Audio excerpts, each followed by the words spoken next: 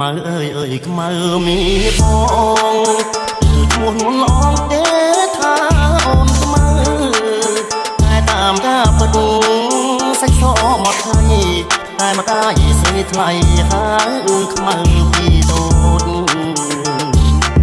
ឆ្នាំថ្មីខ្មៅពេញក្រមរូបល្អសែនសងគ្មានស្រីណាដូចខ្មៅជាស្រីខ្មែ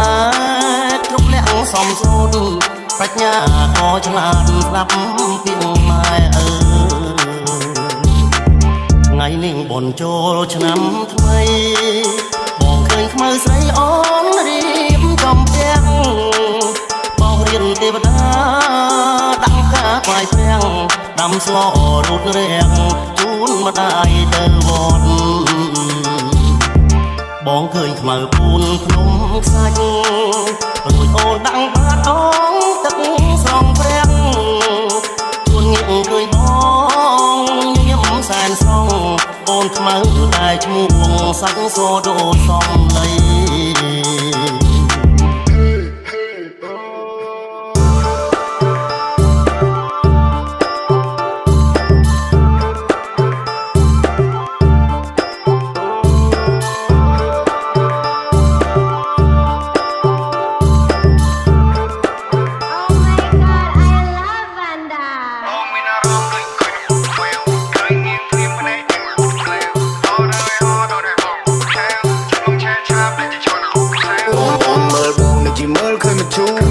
បានអីប្រាប់បងកុំចាំយូរដល់ចង់រួម baby make some move you need help baby I can do នៅជាមួយនឹងបងគ្មានអ្នកណាគេពេលជ្រាយ if we get along ឬពិបាកក៏ទៅជាងាយបាយបងបីត្រកងនៅក្នុងទឹកអប់ដែលអូនព្រាយបើសិនមកមានបំណងបងនឹងបើកចិត្តឲ្យទូលាយបើគេមើលលើទុកឲ្យបងមើលក្រោមព្រោះចំណែនយើងប្រហែលជាមានតែមកចកោបើអ្នកចំណែនអូនគេចំណែននឹងរូបឆោតែបើវាចំណែនបងពួកនឹងមិនដែលចូលចំណោមបងឈ្មោះនួនល្អទេថាអូនខ្មៅ